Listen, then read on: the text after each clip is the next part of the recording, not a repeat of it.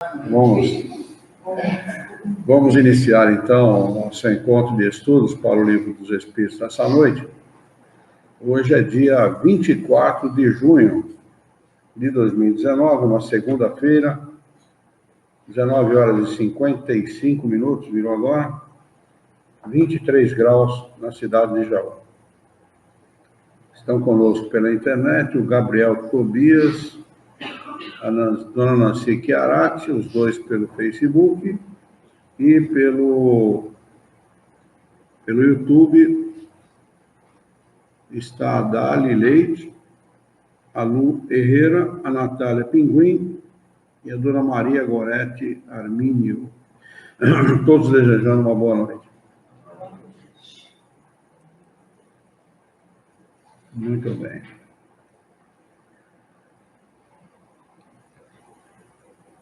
Nós estamos estudando do referido livro, o livro 2, Mundo Espírita ou dos Espíritos, no capítulo 5, Considerações sobre a pluralidade das existências, ou, trocando em miúdos, considerações sobre a reencarnação, né? O que os espíritos chamam de pluralidade das existências. Ele faz uma abstração de tudo aquilo que aprendeu com os espíritos para fazer uma reflexão, fazer aí uma proposta entre a existência ou não da pluralidade das existências, ou seja, da reencarnação.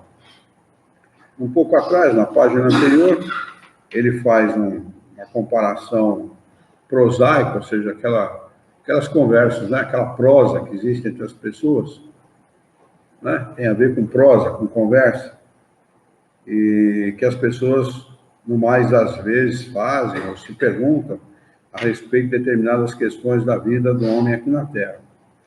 E nós estamos mais à frente, quando ele está fazendo considerações sobre o nascimento do espírito antes ou junto com o nascimento do corpo físico. E, segundo esta crença de que o espírito nasce no momento do nascimento, ele é criado no momento do nascimento do corpo, Kardec está fazendo algumas perguntas, né? Ele formula algumas considerações aqui. A afirmação dele: admitindo de acordo com a crença vulgar que a alma nasce com o corpo, ou o que dá no mesmo, que antes da encarnação só tinha faculdades negativas, formulamos as seguintes questões. Quer dizer, há pessoas que afirmavam que antes do nascimento a alma só tinha faculdades negativas. Esquisito, né? Para quem é espírita, há mais tempo isso fica uma coisa bizarra, né? Para falar o mínimo. Mas, de qualquer maneira, Kardec vai fazer as seguintes perguntas a essas pessoas, se é que elas vão poder respondê-las. Aqui não há resposta para essas perguntas, a não ser considerando a pluralidade das existências. Ele diz, primeiro, por que a alma revela aptidões tão diversas e independentes das ideias adquiridas pela educação? Segunda questão, de onde vem a aptidão extranormal de algumas crianças de pouca idade para esta ou aquela ciência, enquanto outras permanecem inferiores ou medíocres por toda a vida? Terceira questão, de onde vem, para uns, as ideias inatas ou intuitivas que não existem para outros? Quarta questão, de onde vem, para certas crianças, os impulsos precoces de vícios ou virtudes? Esses sentimentos inatos de dignidade ou de baixeza que contrastam com o meio em que nasceram? Quinta questão, por quê? Alguns homens, independentemente da educação, são mais adiantados que outros? Sexta questão: por que há selvagens e homens civilizados? Se tomarmos uma criança ou tentote de peito e a educarmos, enviando-a depois aos mais renomados liceus, faremos dela um Laplace ou um Newton? Perguntamos qual a filosofia ou a teosofia. Aqui tem uma nota do tradutor que explica esse termo usado por Kardec. Ele diz que Kardec não se refere à sociedade teosófica, foi fundada muito depois, né? Como é que é o nome dela? Que fundou a Sociedade Teosófica, uma russa, Blavatsky, né? Irena Blavatsky, se não me engano, né? Uma coisa assim. Que só foi fundada mais tarde, em 1875, mas em um sentido geral, como era conhecida a palavra, ou seja, uma forma de conhecimento intuitivo racional das coisas divinas.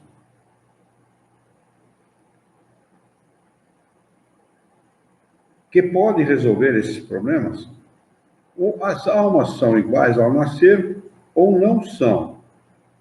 Quanto a isso, não há dúvida. Se são iguais, por que tamanhas diferenças de aptidões? Dirão que dependem do organismo. Mas, nesse caso, teríamos a doutrina mais monstruosa e mais imoral. O homem não seria mais do que uma máquina, joguete da matéria.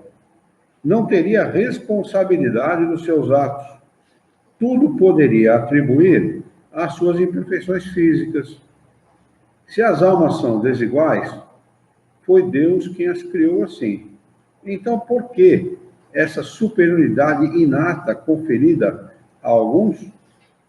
Essa parcialidade estaria conforme à sua justiça e ao amor que dedica por igual a todas as criaturas?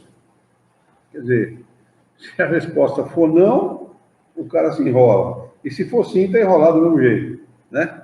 Não tem como responder essas questões sem admitir a pluralidade das existências. A verdade é essa. Não há como admiti-las, né? Até porque Deus deixaria de ser Deus. Um ser parcial, que premia a uns e pune a outros, desde que todos são iguais ao nascer, não pode ser Deus. Admitamos, ao contrário, uma sucessão de existências anteriores e progressivas, e tudo se explicará. Você não precisa mais que isso, né? Ele podia parar aqui, né? Essas considerações. Estaria explicado. São mais ou menos adiantados segundo o número de existências por que passaram, ou conforme estejam mais ou menos distanciados do ponto de partida. Tem crianças hoje em dia que queriam assistir desenho de televisão, esses canais pagos, começam a falar inglês. Tem a pronúncia melhor que pai e mãe que falam a língua. É impressionante. Como você vai explicar isso? A língua dele é mais flácida, mais mole, ou é uma língua inglesa num corpo brasileiro? Não, mas não é o caso, né? Ainda seria, como é que é o gavião, né? Um bico, né? Ou pato, né? Precisamente como, numa reunião de pessoas de todas as idades, cada uma terá um desenvolvimento de acordo com o número de anos vividos. Para a vida da alma, as existências sucessivas serão o que os anos são para a vida do corpo. Se a gente colocasse um monte de gente no mesmo lugar, encarnado no mesmo lugar, criança, jovem, adolescentes, velhos, meia-idade, senhores, etc., tudo no mesmo lugar, e despíssemos todos eles seus corpos físicos, a gente entenderia isso com facilidade. Né? Que sem o corpo físico, você consegue ver exatamente o espírito. Né? Você veria vamos dizer assim, a idade do espírito, né? a sua condição espiritual, e não a condição que ele aparenta ter na matéria. Né? Há espíritos aí. Imagina uma criança dessa que começa a falar inglês por conta de um desenho. Agora tem o tal do... Como é que é? Baby Shark. Pô, ficam lá, sabem tudo, falam o nome e faz o gesto, né? Que ele ensina a barbaridade. A criança já tem facilidade, é um espírito que já reencarnou na Inglaterra, já encarnou nos Estados Unidos, já encarnou no Brasil, já voltou a reencarnar no Brasil, né? Aí reencarnou outra vez na França, não sei, eles falam, tem na sua bagagem um monte de línguas, né? Conhece um monte de línguas, né? Então, aquela facilidade extrema, né? No Bom Retiro havia um homem, até meio grosseiro, viu? Ele não era um cara muito polido, não, um cara muito educado, não. Ele falava 72 línguas. 72. Ele era judeu. Interessante, como é que pode? A gente não fala nem português direito. Não é? E essas coisas que acontecem no mundo, exatamente para chamar a atenção do homem, né? Para chamar a atenção, olha. Por quê? Explica. Não é? A religião, a teosofia não explica. Né? A mística não explica. Né? O maravilhoso, o sobrenatural não explica. Porque no século XXI, no século das comunicações, no século da ciência está tão avançada, tudo se explica através da ciência. Não é? E o Espiritismo é mais uma das ciências que vem explicar coisas que são inexplicáveis pela religião e pela ciência clássica. Essa aqui é a realidade. Reuni um dia 1000 indivíduos de 1 a 80 anos. Suponho que um véu tenha sido lançado sobre todos os dias anteriores e que na vossa ignorância julgais todos eles nascidos no mesmo dia. Perguntaríeis, naturalmente, por que uns são grandes e outros pequenos, uns velhos e outros jovens, uns instruídos e outros ignorantes. Mas, se a nuvem que vos oculta o passado for afastada, se compreenderdes que todos viveram por mais ou menos tempo, tudo estará explicado. Deus, na sua justiça, não podia ter criado almas mais perfeitas e outras menos perfeitas, mas com a pluralidade das existências, a desigualdade que vemos nada tem de contrário à mais rigorosa equidade. E é equânime mesmo, né? Porque ele premia o filho com a sabedoria, com o conhecimento, na medida do esforço que ele faz para se adiantar. Né? Tem mais conhecimento, tem mais facilidade, aquele que busca se adiantar, intelectual e moralmente. Né? Se ele conseguir juntar os dois, melhor ainda, porque aí a coisa vai longe. Né? Então, aquele que não estuda, não se aplica, não corre atrás do conhecimento, como é que ele pode ter mais conhecimento que o outro? Né? Às vezes tem o mesmo número de encarnação, mas não tem o mesmo conhecimento, porque não se aplicou ao longo das encarnações em adquiri-los. Né? E por que só vemos o presente e não o passado, que não o compreendemos? Esse raciocínio repousa sobre algum sistema, alguma suposição gratuita? Não, pois partimos de um fato patente, incontestável, não é apenas uma crença. A encarnação não é apenas uma crença, né? É um fato patente. Bom, como é que você explica as diferenças entre as crianças de conhecimento, de capacidade, né? De inteligência, de facilidade, né? De conhecimentos inatos adquiridos? De que maneira não se sabe, se desconsiderar a reencarnação, né, a pluralidade das existências. Então é patente, alguma coisa a religião não consegue explicar pela unicidade das existências. Ou seja, não consegue explicar nada, né? Aí se atribui ao mistério. Não, isso é um mistério. Peraí, que mistério? Eu quero saber qual é o mistério. Não é? Jesus não disse que não era para colocar o velador debaixo do alqueire, mas no velador, onde todo mundo fosse iluminado, onde todo mundo fosse esclarecido. Se ele falou isso, Então não é nada, tá? Não existe mistério nenhum. Existem coisas que nós ainda não temos alcance intelectual para saber, né? Não existem palavras para comparação. Isso é outra situação, né? Mas tem coisas que é facilmente compreensível, né? Facilmente entendida, né? Não há como negar. E a reencarnação é uma delas, facilmente explicável pela pluralidade das existências.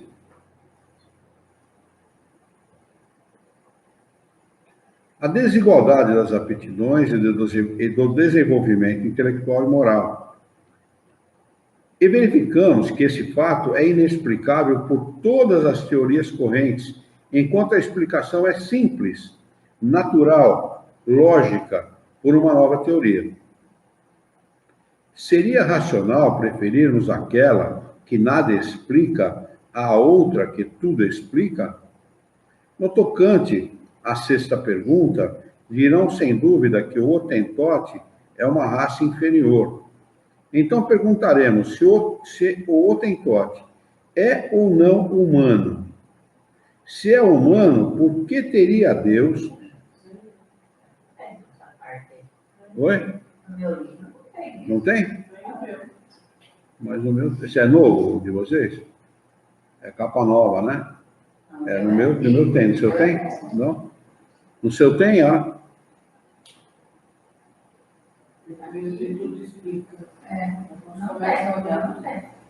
Que coisa, hein? Você tem, Alexandre? Também não. Então, ouçam com mais atenção.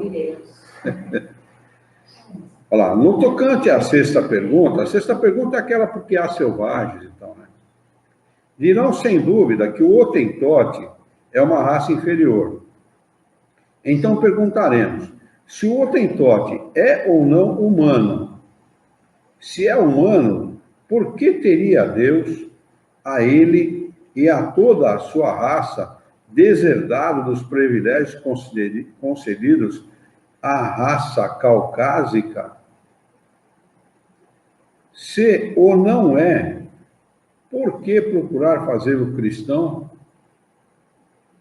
A doutrina espírita é mais ampla que tudo isso.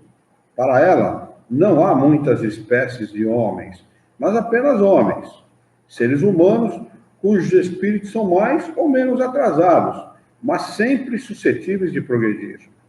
Isso não está mais conforme à justiça de Deus? Pergunta óbvia, né? E resposta mais óbvia ainda. A partir daqui, você já tem? Da doutrina? Ah, tá. Da palavra doutrina para frente? A doutrina para frente já tem. Só tem essa parte que você fala no Hottentote. Tá. Uma pena, viu? Porque esse texto é muito... Eu acho muito importante. Essa... Tem? Eu acho importante. O meu, né? Você tem isso, né? Vimos a alma no seu passado e no seu presente. Se a considerarmos quanto ao futuro, encontraremos as mesmas dificuldades. Primeiro, se a existência presente deve ser decisiva para a sorte futura, qual é na vida futura, respectivamente, a posição do selvagem e do homem civilizado? Estarão no mesmo nível ou estarão distanciados no tocante à felicidade eterna? Segunda questão. O homem que trabalhou toda a vida para melhorar-se estará no mesmo plano daquele que permaneceu inferior?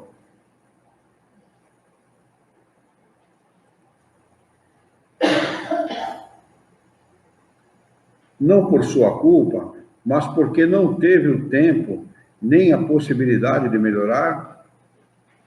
Terceiro, o homem que praticou o mal, por não ter podido esclarecer-se, é culpado por um estado de coisas que dele em nada dependeu? Quarto, trabalhar-se para esclarecer os homens, para os moralizar e civilizar. Desculpa, trabalha-se, não trabalhar-se. Eu li errado. Trabalha-se para esclarecer os homens, para os moralizar e civilizar. Mas, para um que se esclarece, há milhões que morrem cada dia antes que a luz consiga atingi-los. Qual é a sorte destes, o estado, né, em que estarão? Serão tratados como réprobos? Caso contrário, o que fizeram eles para merecer estar no mesmo plano que os outros?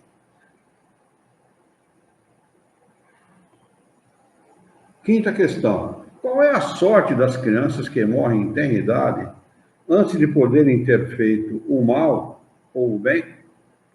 Se estiverem entre os eleitos, por que esse favor, sem nada terem feito para o merecer? Por que privilégio foram elas subtraídas às tribulações da vida?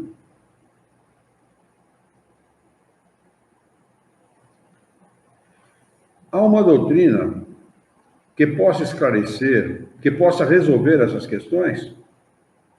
Admitir as existências sucessivas e tudo estará explicado numa existência. Tudo estará explicado de acordo com a justiça de Deus. Aquilo que não pudermos fazer numa existência, faremos em outra. É assim que ninguém escapa à lei do progresso.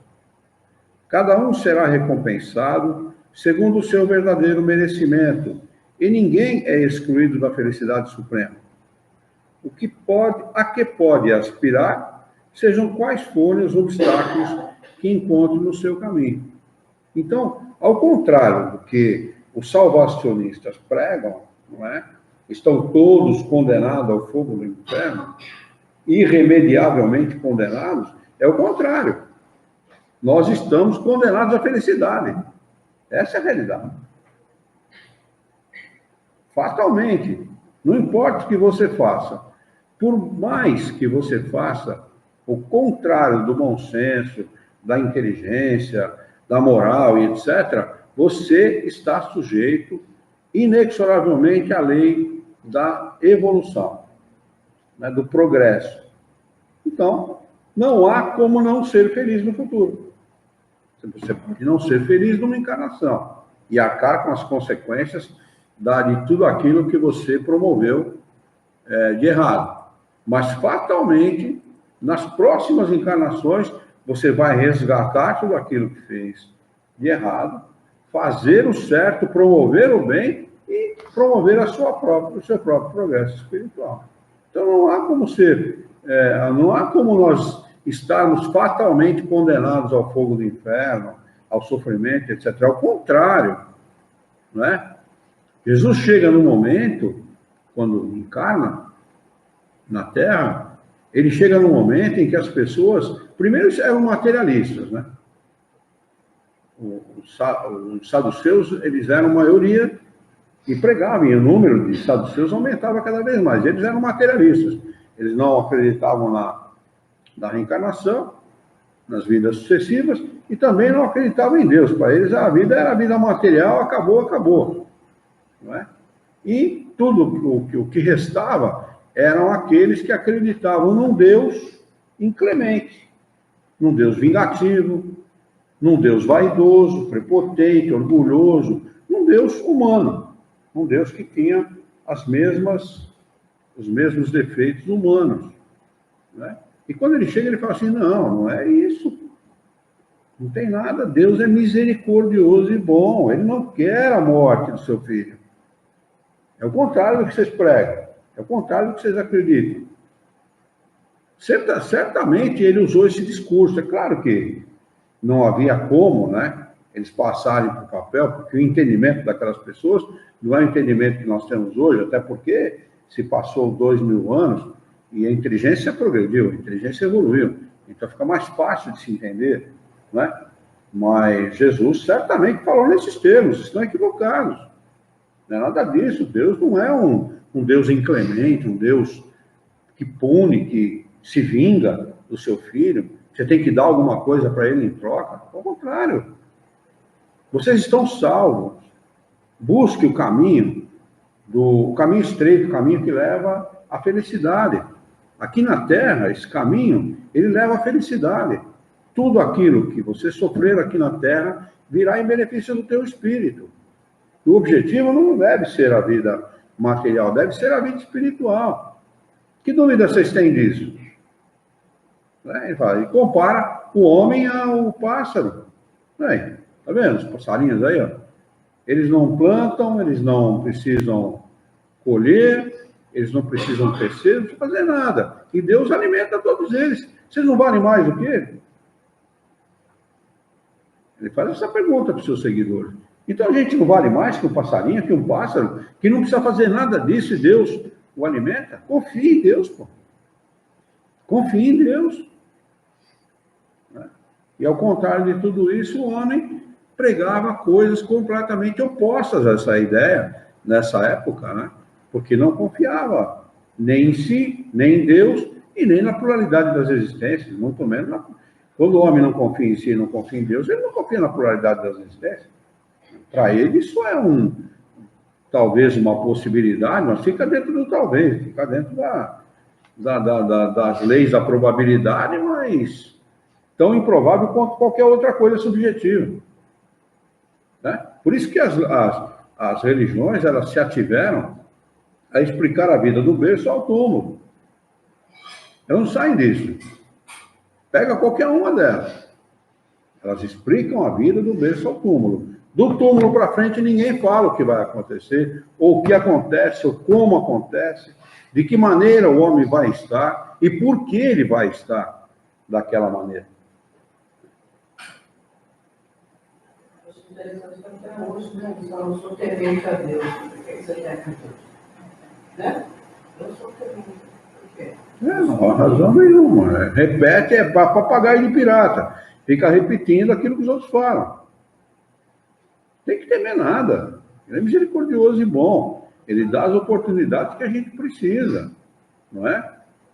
Jesus não fala? Bate a porta, vos será aberta. Pedi e obtereis. As pessoas não confiam nisso, Dani. Essa que é a realidade. Não confiam. Porque se confiassem, a vida seria diferente. A vida seria diferente. As pessoas não percebem a influência dos espíritos na vida dela. Elas não percebem. Elas estão sendo assediadas, estão sendo conduzidas para o caminho do sofrimento e não percebem que estão sendo assediadas pelos espíritos. É interessante isso. Eu mesmo era ignorante a respeito disso. A gente vai amadurecendo essa ideia, não é? E depois você vai percebendo aos poucos, né, como isso acontece. À medida que você vai aprendendo, você vai percebendo como isso acontece. Fica claro que eu estava conversando com um companheiro nosso aqui, ele falou exatamente isso. É nítido. É nítido. A maneira que eles agem na nossa vida. E quando a gente muda, ou seja, quando você muda o processo, você inverte o processo, é nítido como eles se mandam. Percebe que eles vão procurar outra pessoa para sediar. Aquele não serve mais. Porque aquele está esperto. Aquele é o cara que aplica golpe, né? Golpe financeiro, por exemplo, no meio da rua. Ele não escolhe qualquer um. Ele vai e escolhe o cara que está acessível, né? A pessoa que está acessível, que está fragilizada por alguma razão, vulnerável por alguma razão, né? Aí ele aplica naquele lá. Né? Uma vez eu entrei na Caixa Econômica, que era ali quase em frente ao Bradesco ali, antigamente. Né? E acho que é a primeira ou segunda vez que eu fui receber aposentadoria, que naquela época a gente tinha que ir no banco para receber. Você não podia, não tinha cartão para você pagar as coisas, que nem hoje, né? O cartão só servia para você colocar na máquina lá, para você receber, para você sacar o dinheiro. Eu entrei, não sei se vocês conheciam aquela agência. Os caixas ficavam à direita, assim, num corredor estreito. Era um corredor que dava isso aqui, não dava mais que isso. Então, quem ficava atrás das pessoas que estavam operando o caixa, via tudo o que estava acontecendo. Eu vi um cara, um sujeito, uns seus 20 e poucos anos de idade, olhando caixa por caixa. As pessoas de idade menos precavidas, né, colocavam o cartão e operava na frente do cara olhando. Mas o que você está querendo, rapaz? Qual que é a sua? Falei, ó, se manda, cara. O que você está pensando? Sabe? Falando incisivo com ele, né? Se ele viesse para cima de mim, eu não ia poder com ele. Mas como você pega o cara no flagra, né? Pensa que todo mundo é tonto, né? Entendeu? É assim, quer dizer, a mesma coisa faz os encarnados. Vê que ninguém está nem aí, que ninguém está percebendo a ação dele, ele deita e rola, né? Ele faz o que é necessário. Mas à medida que ele pega um que percebe, ou a pessoa que está sendo auxiliada percebe a coisa, né? Usa o antídoto, né? E o principal antídoto é a prece, e a confiança em Deus, acabou. Eles ficam desarmados. Né? Tem um comentário, isso aqui. Não entendi. Um comentário do Gabriel. Comentário do Gabriel, vamos ver o comentário do Gabriel, vamos lá. Ah, o Denis está com a gente. Ô, Denis, bem-vindo, viu? Que prazer tê-lo conosco, viu? Seja bem-vindo. Ah, Gabriel Tobias, exatamente. Que Deus seria esse que nos excluiria da felicidade e colocaria só os eleitos? Está inventado a ideia, está invertido as ideias sobre Deus. Na realidade, é uma maneira de encarar as coisas, uma maneira tacanha, distorcida, equivocada, né? Quer dizer, isso é bom para as religiões, porque quanto mais as pessoas acreditarem em Deus, é mais fácil dominá-las. Essa é a realidade, né? Eles não querem esclarecer. Por isso que o Espiritismo é uma doutrina, uma filosofia libertadora, não é religião, exatamente por essa razão, né? Não tem hierarquia sacerdotal. Por quê? Porque não precisa ninguém tomando conta da religião. Não precisa ninguém sendo o papa do Espiritismo. Bom, tem os papas do Espiritismo aí, né? Mas não precisa, né? Tem uns caras que gostam da passarela, né? Mas isso aí é fruto próprio do ser humano, vaidade, né? Mas o Espiritismo bem compreendido, estudado conforme ensinam os espíritos superiores, não precisa nada disso. E ele é libertador mesmo, porque ele abre a mente para o entendimento. É assim, você não precisa de ninguém te representando perante o Criador. Você é suficiente para entrar em contato com ele através da prece, pedir o que for necessário, solicitar força, ajuda, bom ânimo, coragem, né? Para você poder tocar sua vida, você tocar sua vida. E antes de ser um necessitado, você vai ser uma pessoa que ajuda o seu próximo, né? Que colabora com o seu próximo, que dá bons exemplos, né? Que mostra ao seu próximo o que é confiar no Criador, o que é ter confiança real no Criador. Né? E isso que os donos das religiões não querem, não admitem. É por isso que o Espiritismo é tão combatido, por essa razão. Né? Mas vamos lá.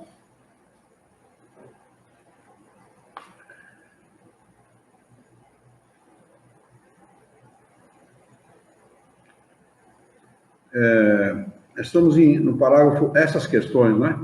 É isso, está correto?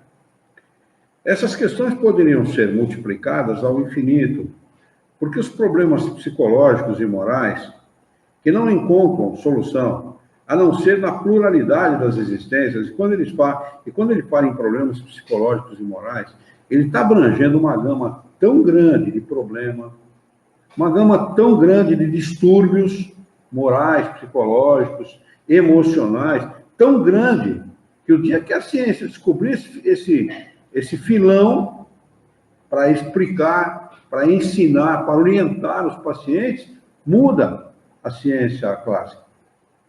Muda. Porque vão começar a explicar para as pessoas com qualidade o porquê dos seus problemas.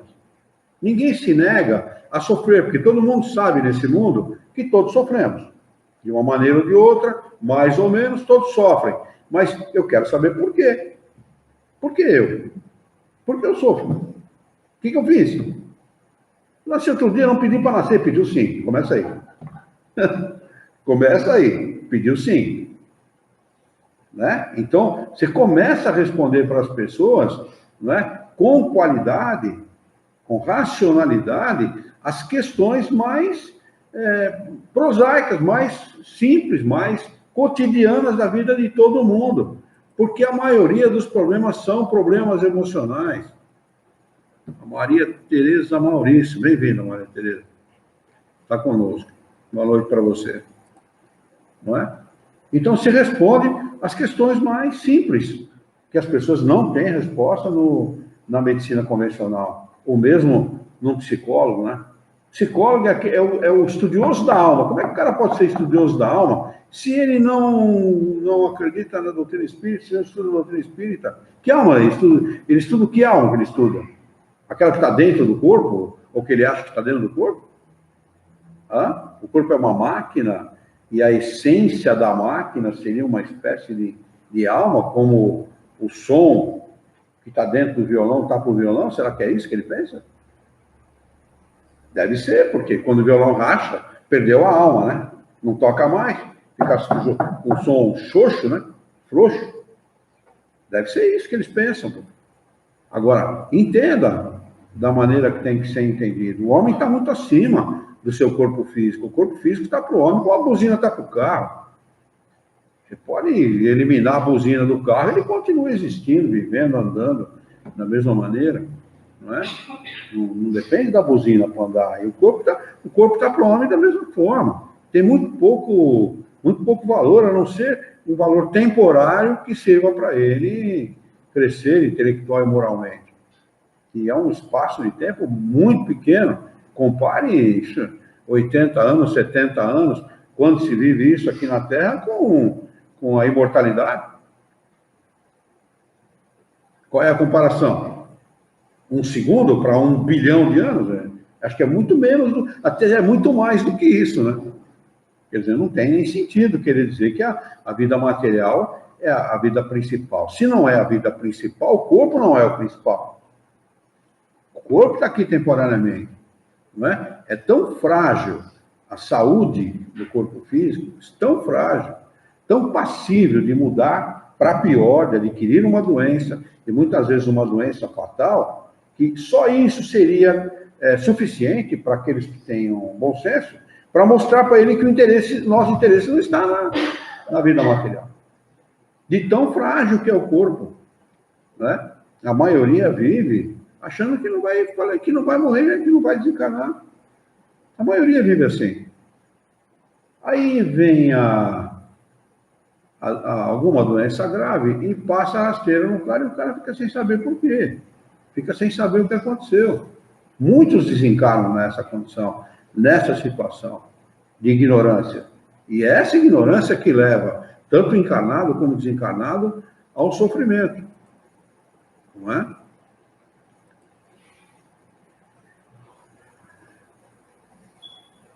Ele continua dizendo o seguinte: a não ser na pluralidade das existências, são inumeráveis, limitando-nos apenas aos mais gerais. Seja como for, talvez se diga que a doutrina da reencarnação não é admitida na Igreja. Isto seria, portanto, a subversão da religião. Nosso objetivo não é, no momento, tratar desta questão, bastando-nos haver demonstrado que ela é eminentemente moral e racional. Ora, o que é moral e racional não pode ser contrário a uma religião que proclame Deus como a bondade e a razão por excelência. O que teria acontecido à religião se, contra a opinião universal e o testemunho da ciência, tivesse resistido à evidência e expulsado de seu seio quem não acreditasse no movimento do Sol e nos 6 dias da criação? Ia expulsar todo mundo, né? Porque hoje em dia todo mundo sabe que a Terra não é o centro do universo. Foi Galileu Galilei que falou isso? Foi Galileu Galilei que falou que a Terra não era o centro do universo? Foi, né?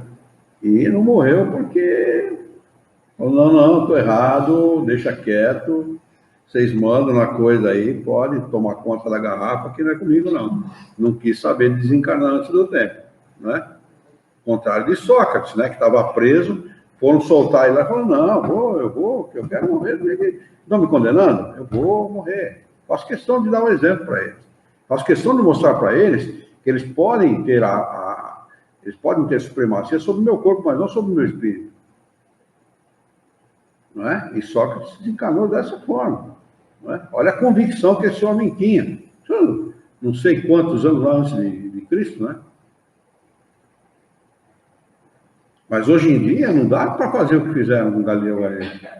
Não dá para matar todo mundo né, envenenar. Não dá certo. Tem que matar a população inteira da Terra quase, né? A não ser que tem uns aí que estão defendendo que a Terra é plana. Mas, rapaz do céu. Que coisa, não? Tem louco para tudo, né? Tem louco para tudo, ó. Vamos lá. Que crédito mereceria e que autoridade teria entre os povos esclarecidos uma religião baseada nos erros evidentes, oferecida como artigos de fé? Quando a evidência foi demonstrada, a Igreja sabiamente se alinhou ao seu lado. Se está provado que existem coisas que seriam impossíveis sem a reencarnação, se certos pontos do dogma não podem ser explicados senão por este meio, será necessário admiti-la e reconhecer que o antagonismo entre essa doutrina e os dogmas é apenas aparente. Mais tarde mostraremos que a religião talvez esteja menos afastada dessa doutrina do que se pensa, e que ela não sofreria mais ao admiti-la do que com a descoberta do movimento da Terra e dos períodos geológicos, que a princípio pareceriam opor um desmentido aos textos sagrados. O princípio da reencarnação ressalta, aliás, de muitas passagens das Escrituras, e encontrando-se especialmente formulada de maneira explícita no Evangelho. Olha, eu encontrei muitas afirmações nos profetas. Isaías, principalmente, Elias, aliás, principalmente. Né? Então, peguem lá os profetas, não precisa muito não. Está no começo lá, o começo da Bíblia, né?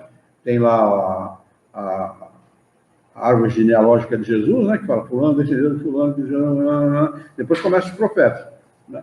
É só ir ali e fazer uma leitura até rápida. E os profetas não são muitos, né? Que estão ali listados na Bíblia. E eles têm, é claro que não vão falar como a gente fala, né? Claramente, objetivamente, mas está lá no contexto daquilo que eles falam, com certeza, eu li, né? E ele vai citar aqui Mateus, capítulo 17, que diz o seguinte, abre aspas, descendo ele da montanha, após a transfiguração, Jesus lhes preceituou, dizendo, não digais a ninguém o que vistes, até que o Filho do Homem seja ressuscitado de entre os mortos. Seus discípulos, então, o interrogaram e lhe disseram, por que dizem, pois, os escribas que é necessário que Elias venha primeiro? E Jesus, respondendo, lhes disse, em verdade, Elias virá primeiro e reestabelecerá todas as coisas. Mas eu vos declaro que Elias já veio, e eles não o conheceram. Antes o fizeram sofrer tudo quanto quiseram. Assim também, eles farão morrer ao Filho do Homem. Então entenderam os discípulos que era de João Batista que ele lhes havia falado. Será que Jesus falou assim mesmo, como está escrito aqui no Evangelho de Mateus? Com certeza não. Com certeza absoluta disso. Porque ele falava claramente com seus seguidores, com os discípulos. Claramente, ele não falava por parábolas e nem falava com meias palavras, ele falava claramente. Não é? Elias já veio. Elias era João Batista, meu primo, João Batista, reencarnado. Certamente ele falou assim, não é? Agora, aqueles que transcrevem não podem dar a dica direta, né? A dica tem que ficar com os sacerdotes, com os chefes das igrejas, né? que têm o conhecimento de tudo, mas não passam para o vulgo, porque o vulgo tem que ser massa de manobra. O vulgo tem que ser aquele que é conduzido como gado. Então, se o vulgo sabe da verdade, não se deixa conduzir, né? E Kardec explica, ora, se João Batista era Elias, houve a reencarnação do espírito ou da alma de Elias no corpo de João Batista. Seja qual for, de resto, a opinião que se tenha sobre a reencarnação, quer a aceitem ou não, ninguém a ela escapará por causa da crença em contrário. Ou seja, é uma lei, e ela é inexorável, ela não vai perguntar se você quer reencarnar ou não, você vai reencarnar e tem conversa. O ponto essencial é que se apoia na imortalidade da alma, nas penas e recompensas futuras, no livre-arbítrio do homem e na moral do Cristo, e, portanto, não é antirreligioso. Raciocinamos, como dissemos, fazendo abstração de todo o ensinamento espírita, que para certas pessoas não tem autoridade. Se, como tantos outros, adotamos a opinião referente à pluralidade das existências, não é somente porque ela veio dos espíritos, mas porque nos parece a mais lógica e a única que resolve as questões até então insolúveis. Que ela nos viesse de um simples mortal e a adotaríamos da mesma maneira, não hesitando em renunciar às nossas próprias ideias.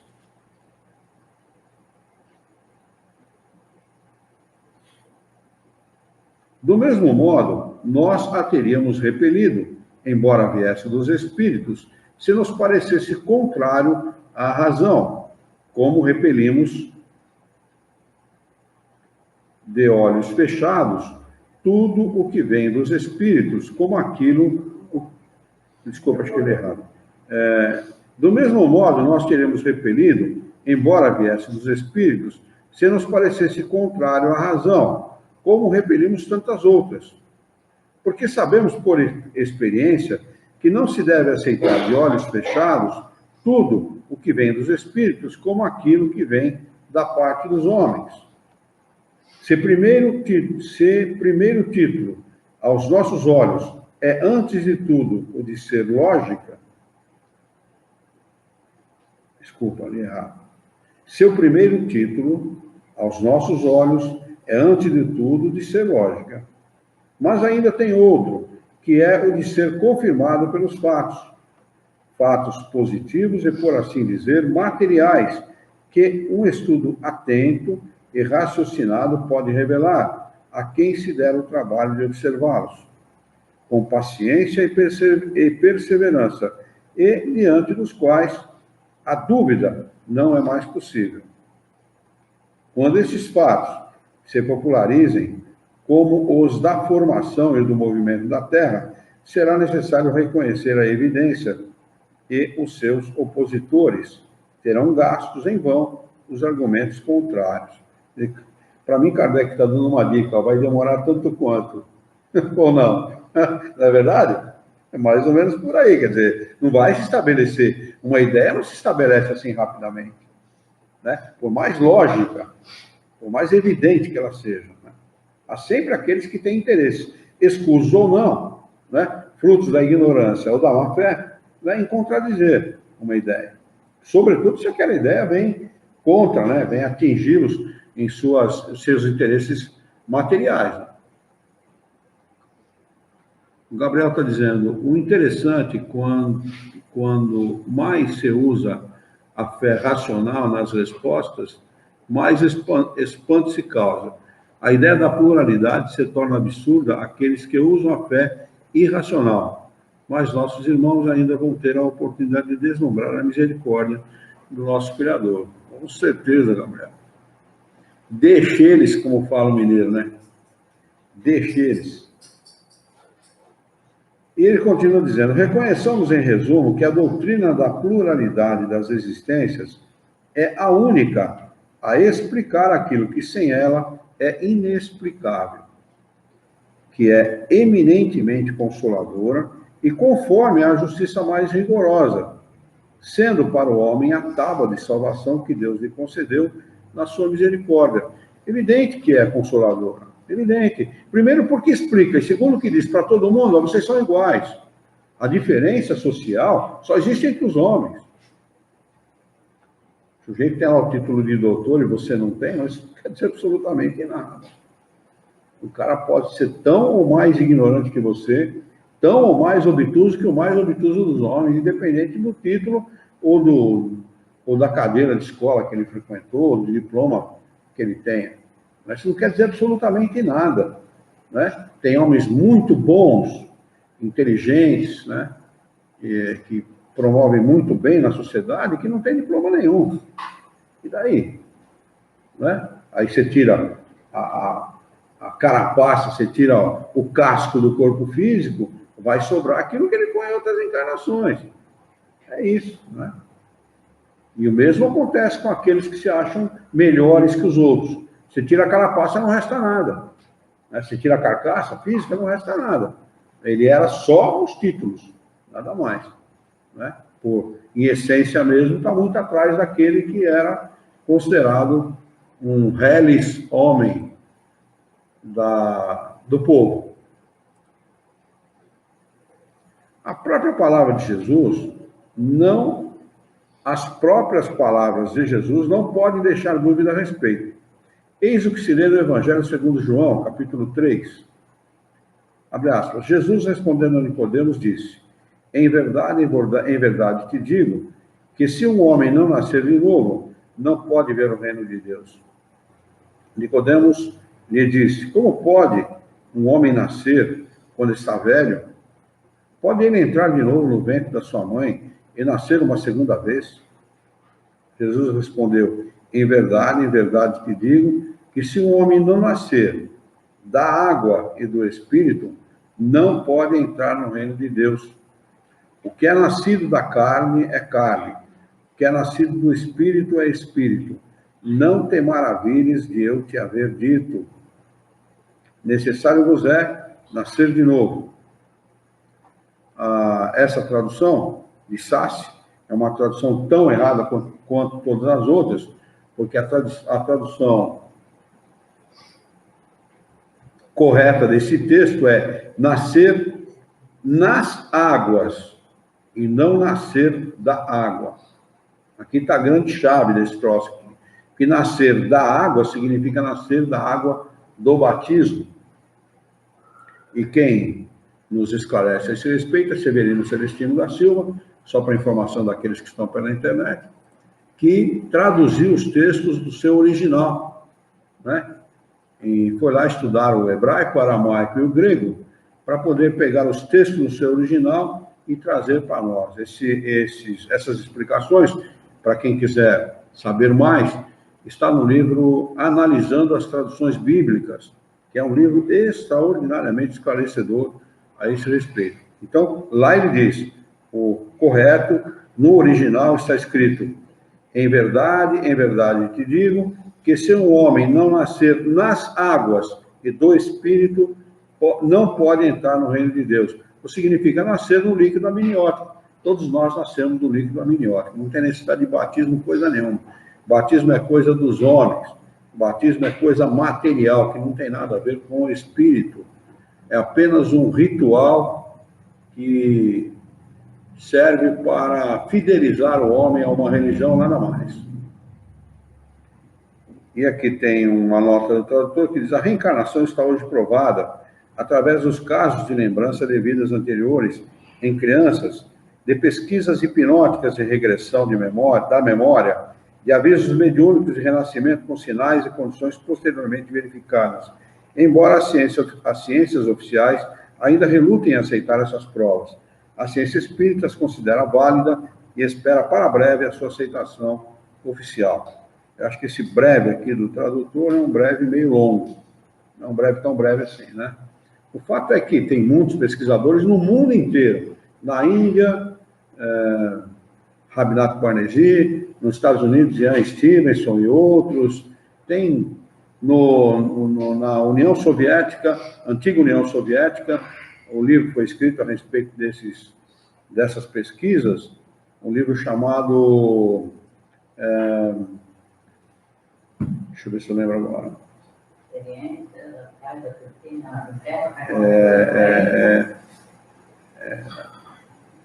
experiências psíquicas além da cortina de ferro. Experiências psíquicas além da cortina de ferro. Tem à disposição de quem queira esse livro na internet gratuitamente. Leiam, e vocês vão ver cientistas que são, primeiro, ateus, né? E segundo, fazendo pesquisas em laboratório, conseguem provar experiências psíquicas em laboratório. Por exemplo, uma delas, transmissão do pensamento a 400, 500 quilômetros de distância. Isso é para contar uma delas. Tá bem? Então, se informem, estudem, porque vale a pena. Capítulo 6º, Vida Espírita. 1. Espíritos errantes, que não tem nada a ver com erro, não tem nada a ver com o equívoco de se achar que essa afirmação significa de espírito que está errando, que está em sofrimento, né? Que está sofrendo, nada, absolutamente nada disso. Um espírito errante é aquele que está em estado de, não está na erraticidade, não, né? Que dá em algum lugar. Está em estado de, ou seja, livre, sem corpo físico. É um período que se fica sem corpo físico, aguardando uma nova encarnação.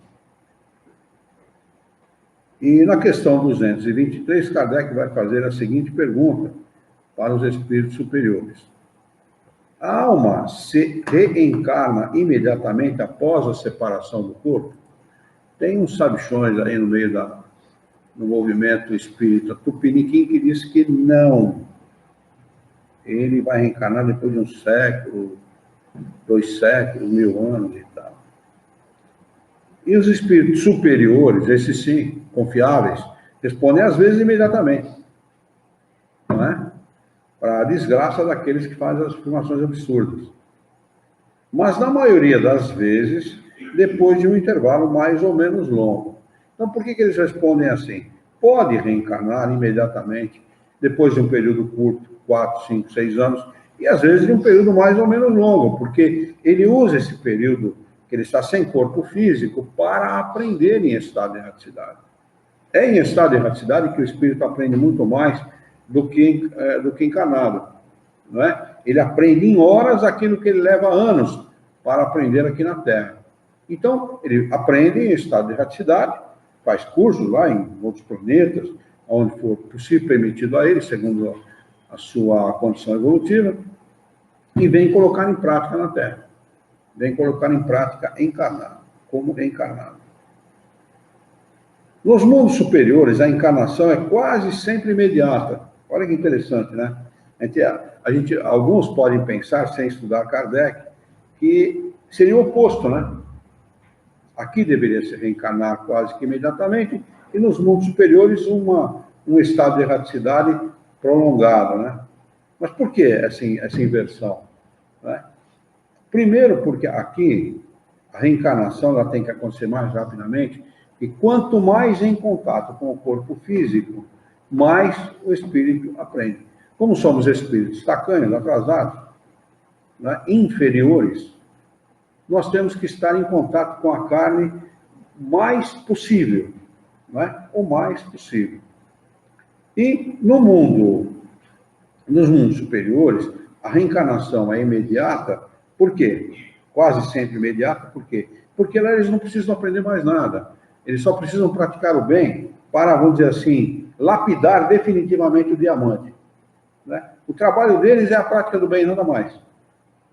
Né? Aqui pode reencarnar imediatamente quando há necessidade, por interesse do espírito, e as reencarnações se dão num período mais ou menos longo, e para alguns demoram séculos, né? Ou mais, milênios, etc., dependendo da experiência que cada um tem que vivenciar. Né? No mundo feliz, no mundo superior, essa encarnação ela se dá imediatamente, porque desencarna, praticando o bem, fica pouco tempo em estado de erraticidade, reencarna rapidamente, vivem 800, 700, 800 anos, praticando o bem diuturnamente, né? O trabalho deles, desse mundo, é vir a mundos como o nosso, inspirar o bem, inspirar bons pensamentos. Né? Por isso que as encarnações lá são quase sempre imediatas. E ele segue respondendo: a matéria corpórea, sendo menos grosseira, o espírito encarnado goza de quase todas as faculdades do espírito. Seu estado normal é a dos vossos sonâmbulos lúcidos, ou seja, a relação deles com o mundo espiritual é praticamente ininterrupta, né? Nós precisamos de fazer sessões espíritas e tal, onde tem um médium, o médium às vezes não está bem, ele não consegue servir de intermediário, bem intermediário para os espíritos e tal, mas nesses lugares não há praticamente necessidade nenhuma de mediunidade. Nenhuma, porque o corpo é sutil, né? Eles conseguem relacionar-se com o mundo espiritual normalmente, é uma relação natural para eles. Enquanto para nós é anormal, né? É uma coisa singular, para eles é uma relação do cotidiano, a relação do dia a dia.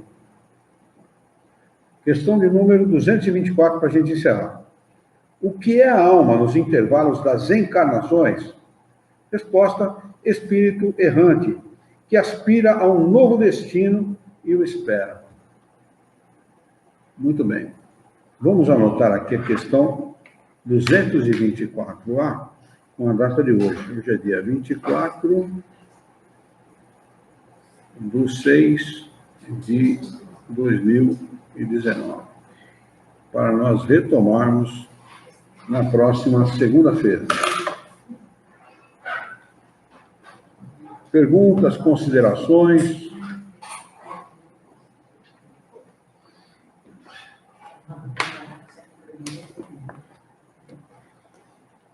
Alguém quer acrescentar alguma coisa?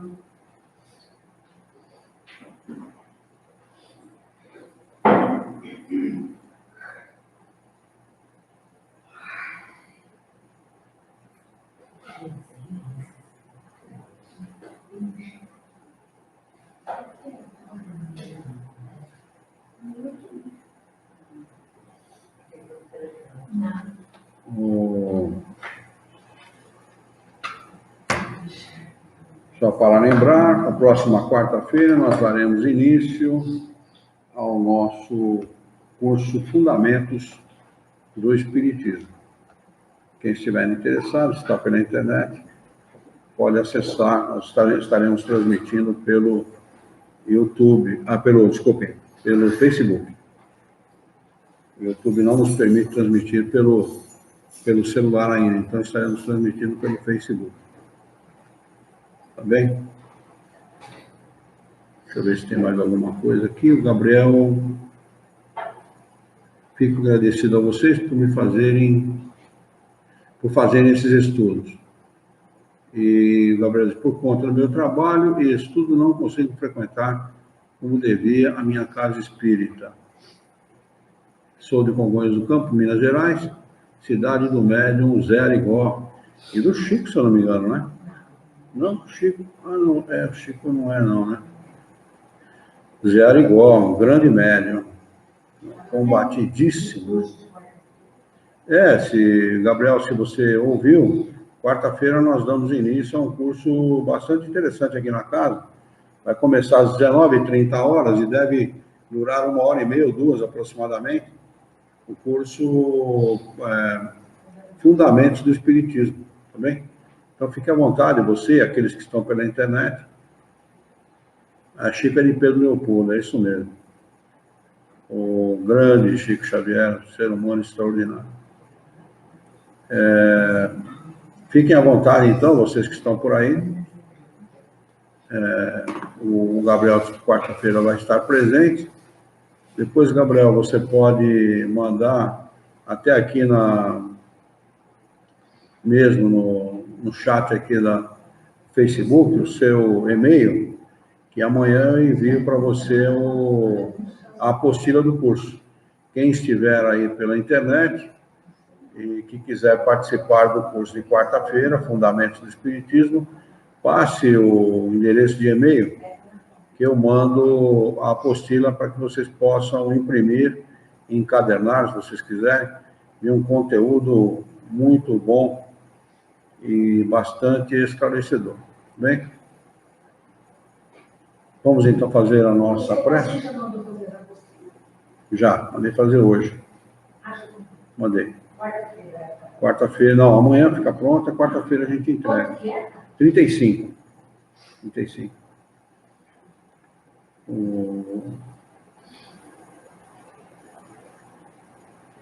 Então, repito, quem quiser a apostila pode deixar aí o endereço de e-mail, por favor, e nós enviaremos. Vamos, então, elevar o nosso pensamento, mentalizar a figura excelsa e amiga de Jesus, ele que é o nosso mestre, é o nosso modelo e guia da humanidade, e juntos com Jesus vamos nos dirigir ao Criador, ao Senhor da vida, fonte inesgotável de paz, de amor, de bondade, de misericórdia e justiça, para agradecê-lo muito pela oportunidade de aqui estarmos reunidos em seu nome para discutirmos as questões propostas pelo Livro dos Espíritos dessa noite. Queira a vossa bondade, o vosso amor, a vossa misericórdia, que tenhamos bom ânimo, coragem, determinação, ideias renovadas, alegria de viver e muito entusiasmo para que nós possamos trabalhar, sermos úteis à sociedade em que vivemos e, desta forma, dignificar a vida. Auxilia-nos ainda, Senhor, a honrá-la por um profundo e sincero respeito pelo nosso próximo. Em teu nome, em nome de Jesus, em nome dos bons espíritos, em nome do nosso diretor espiritual e de toda a sua equipe, nós declaramos encerrado o nosso encontro de estudos essa noite, e que assim seja.